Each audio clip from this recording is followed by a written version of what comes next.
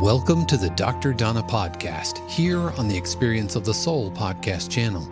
Innovative, evidence-based recovery that helps to identify intergenerational trauma, allowing for freedom and embracement of the healing process. Today, episode 131, How Technology Affects Each Generation, Part 1. And now your host, Dr. Donna Bevan-Lee. And this is Dr. Donna. Welcome to my podcast. Thank you for listening. And I think I have some, interesting and kind of challenging words today to offer you. And, a few weeks ago, Dave, my producer, and we had a conversation about generations and how that affects, how the generations affect us and each other and all that kind of deal. And, what triggered it was a book that I have in my hand. It's called Generations, and it's by Jean M. Twenge, PhD. She is a professor at the University of California, San Diego, I think, or San Diego State. Anyway, one of those. I should know that. So I've been reading this book. The last time that we talked about this issue, it was because she had been on one of the morning news shows that I was watching that day.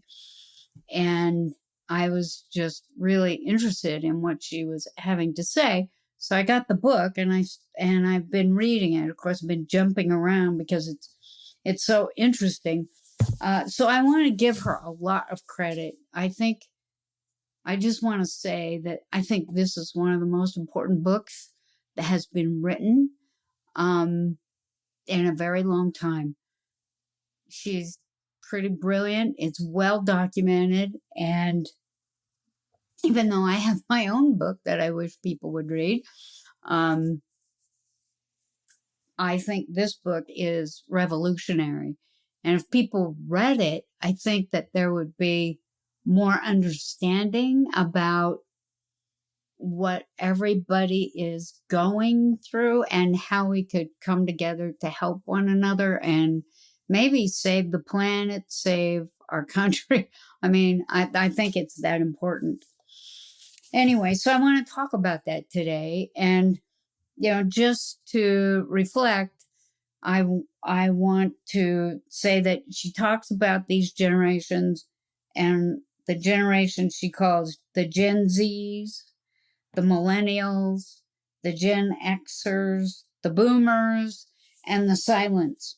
And then she talks a little bit about a generation she calls the Polars, who are under 5 years old when the pandemic hit, and what she sees as the future based on those events.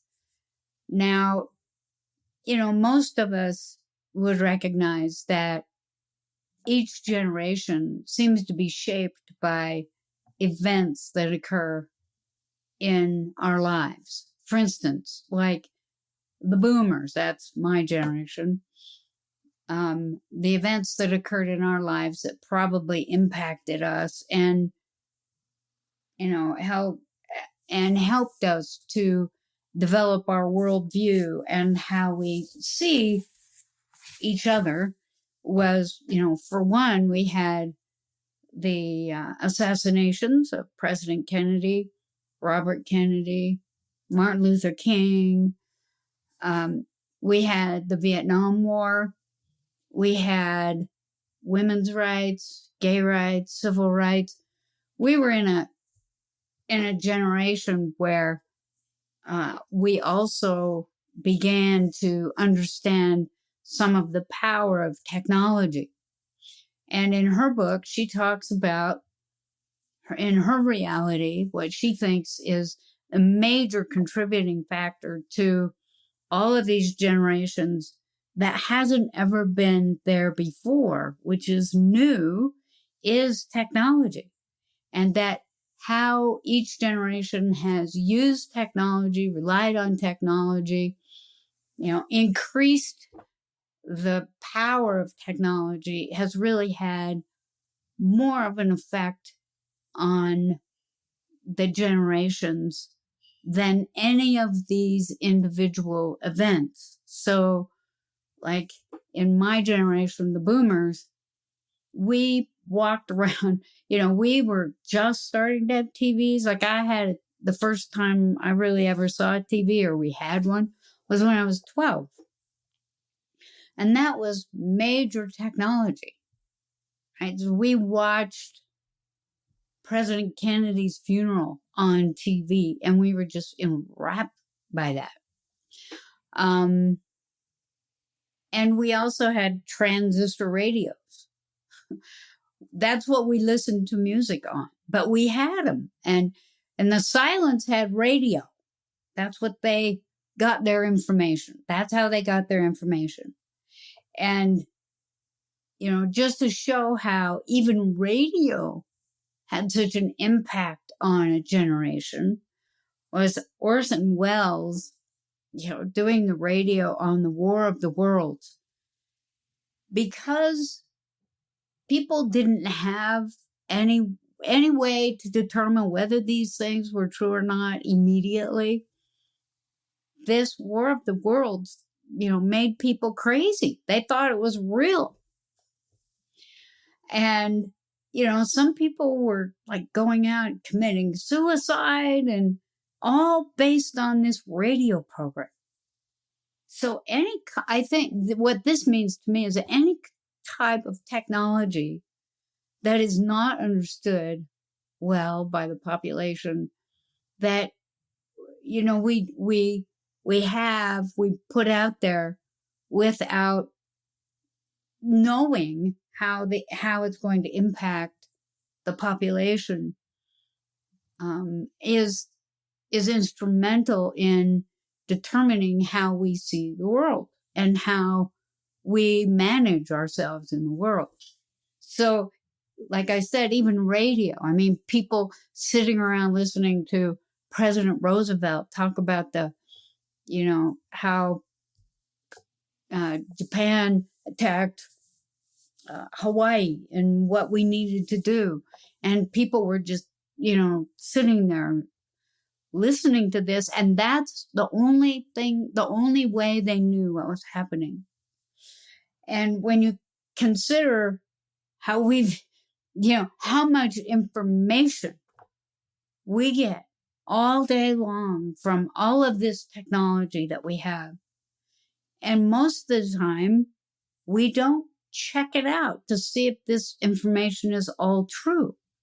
And so, like with Orson Welles and his War of the World, people jumping off buildings and, thinking this was the end, they didn't have a way to check it out either. And we have a difficult way to check it out. We have so much technology that even when we're checking it out, the information we're trying to check out to see if it's real, we're checking it out through other technology. And we don't even really know how it, whether it's real. Okay. So like if I hear something on the news and I say, wow, that's really, where do I go to check that out? In our world today, if I'm from a red, point of view, and I'm just using that as political, because our political divisions now are, I think, what threatens us the most. But if I'm a red person thinker, right, and I hear some kind of news thing that I want to check out, I'm going to Fox. If I'm a blue, liberal leaning person, and I hear the same information from technology, I go to MSNBC. And both of those are designed to manipulate my thinking into that direction for political gain. That has never happened before. Okay.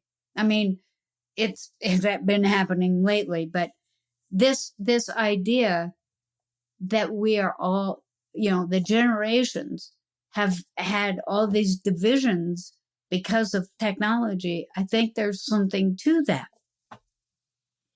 And I think, in her opinion, and I believe that it's true at this point. We'll see. I might not know. I might not see, because I might not be around that long to see how it's really impacted. And she talked about the Gen Zers who were born between 1995 and 2012. Now, this group, this generation, their idea of they've had all of this technology. They've had smartphones, they've had computers. They don't have to, even before the pandemic, they could go outside and sit in the sun while they were in class with their iPads. Okay, so, their whole reality about how to gain information, how to get educated was, way different than mine. Okay? We sat in a classroom. The girls had dresses. The boys had pants. I wasn't in a private school, but that's how we had, we sat quietly. Well, some of us sat quietly. Some of us were busy, bothering the teachers a lot, but, we sat in our classrooms, and not just in elementary school, junior high, high school, and college, which, when I think about how many years I spend in education, I have a PhD, that's a lot of my life that I spend in education. It was always in a classroom. Always. If I remember the one day when I was at the University of Utah and I was still I still thought I would be a creative writer. I'm kind of creative writer, but I still thought I'd be a creative writer. I was sitting in my poetry class. We got to go outside and sit on the lawn because it was a beautiful spring day in Salt Lake City. And it was gorgeous. It was wonderful. But I remember it because it was the only time it ever happened that but the whole class was outside, not just me. We were all outside. And then that was the end of that because our professor got bombarded with seagulls and he had poop all over his head. That was the end of that. We never got to do that again. But I know that Gen Zers and probably some millennials could sit outside at college while they were in class, having the same lecture as the ones that were in the classroom if they even had a classroom. That's really remarkable. Now, when you think about how does what does that have to do with defining a generation? Well, I have my opinions, and Dr. Twenge has her opinions too, or Twenge, whatever her name. Anyway, so in my opinion, one of the things that has impacted us the most is how we relate to each other. And I look at some of the issues that Gen Zers are having, and most of them have to do with anxiety, depression. They live with a constant state of fear. And what I notice is that they're also very lonely people. And what I mean by that is that they don't seem to have a very strong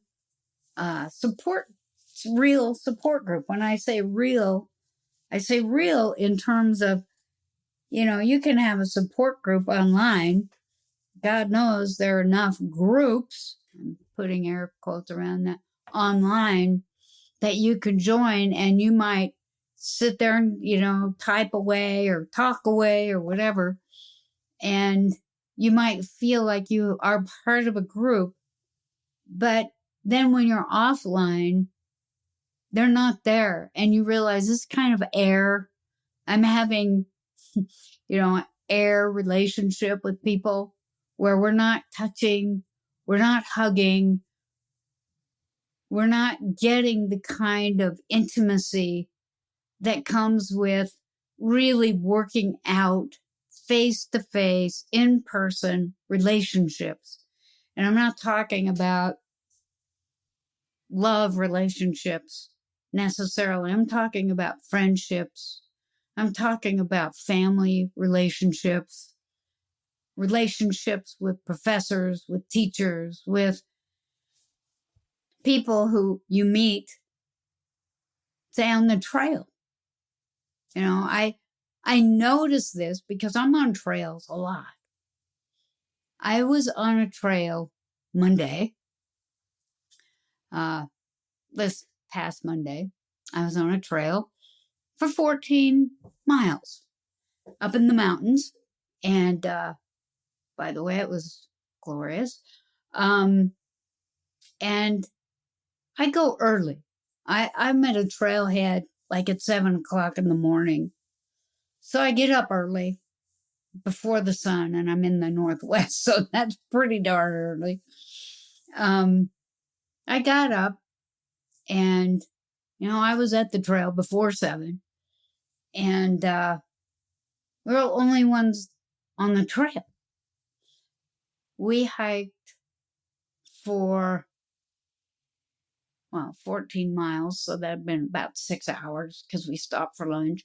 But what I noticed was that, because we were on part of the PCT, the Pacific Crest Trail, and there were 8 young people that we passed on our way out. So we'd been in 7 miles, and then we were on our way out. And we passed these through hikers who were all on the PCT, not going through, California, because Sierra Nevada, you're not going to go through there this year. But I think they probably started in Northern California, and so they'd been trucking for day after day. And they were, but every single one of them were hiking by themselves. Every single one of them, I am sure, had to be Gen Zers, because you can't do this that fast unless you're very young. And also I noticed that they were young, pretty young. They went past us. We're the only ones there on the trail besides them. They were by themselves, so they were spread out. But when they would pass us, they didn't even acknowledge our presence on the trail. And, I always say hello to hikers. And so I said, "Oh, good morning." Nothing. Just kept on going. Good morning. Nothing. And this was true for the guys. There were 2 women hiking alone until we got to the last one. And I think she had probably just hit the trail because she was pretty clean. So she might have picked it up where we did. But as we passed her and we were almost back to the parking lot, I said, "Hello, good morning." And she said, "Isn't it lovely?" That was all. And I just thought, being out here in this glorious, beautiful area, is amazing. So there's more of the story. So, about halfway back to the car. So now we're passing people because no one passed us on the way, and we didn't see anybody else on the way in. It's just too early. We sat down on some rocks by the trail and had our sandwiches, and we're sitting there eating. There were 2 people 2 hikers that also came by besides the through hikers. And they were a little bit younger than us. I'd guess that they might have been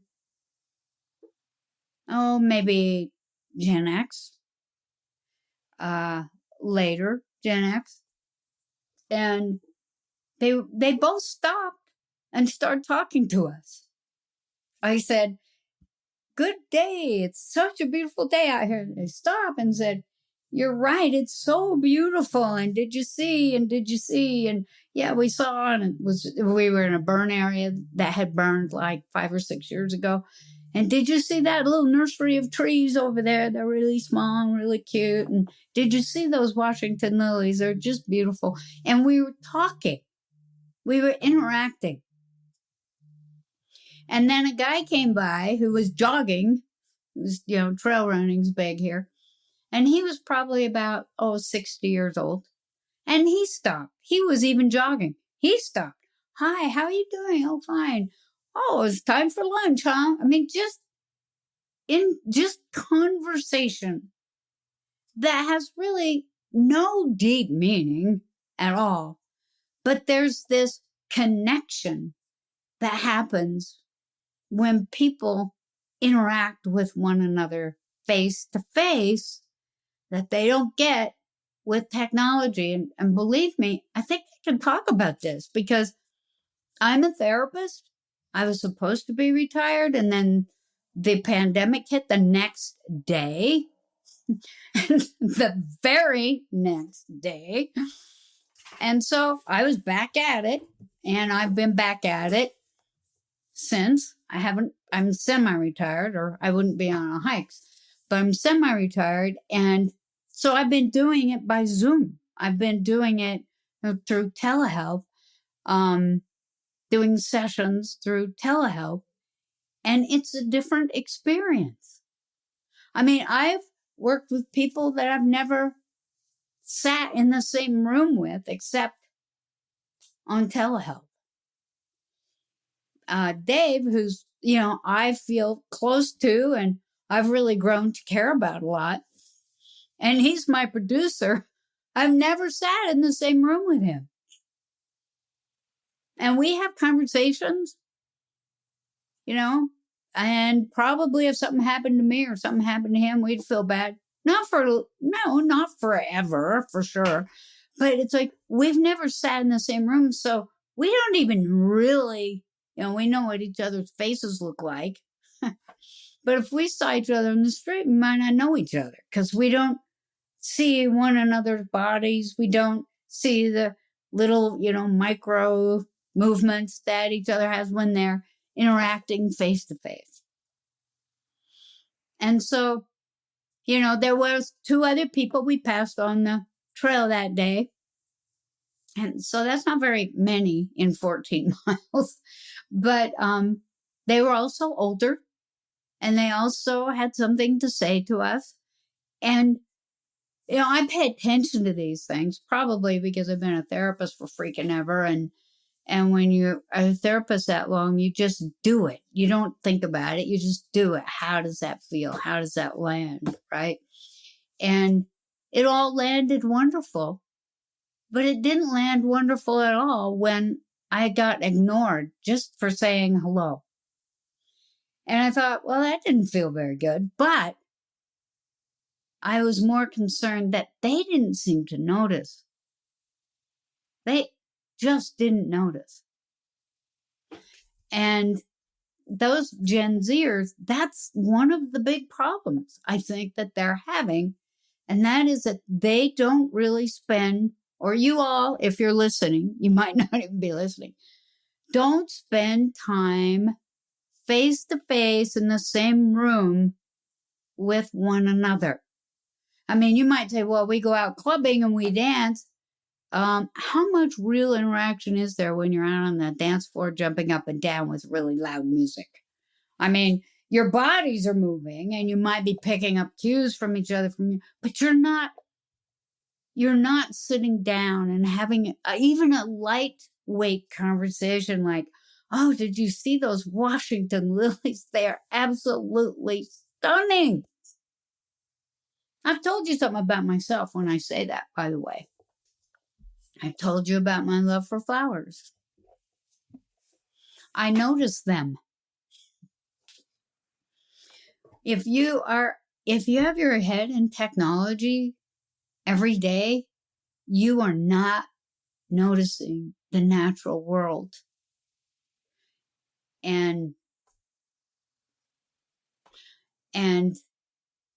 I think that this goes into one of my other concerns, and that is that we have a world to save. And if you're not in touch with it, you might not even understand the nature of it. It does so much for us besides give us food. If you're in the natural world every day, if you go outside at noon, during the noon hour, for 15 minutes every day, you'll feel better. Because you will get vitamin D, which creates serotonin and melatonin in your pituitary gland. And those two things stabilize us. Stabilize our mood, stabilize our appetites, stabilize our sleep programs. If you don't do that, you're going to have some mental health issues all by themselves. And so I'm going to talk more about this. And go outside. Notice who's out there. What's out there? Just for a little while. Thank you for listening to the Dr. Donna podcast here on the Experience of the Soul podcast channel. This channel is made possible because of listeners just like you. If you would like to support the channel with your tax-deductible contribution on an ongoing basis or through a one-time gift, head over to experienceofthesoul.com/support. The Dr. Donna podcast is copyright 2023 Dr. Donna Bevan-Lee, all rights reserved. Our theme music is composed by Dave Croft and used with permission. The Experience of the Soul podcast channel is a production of 818 Studios.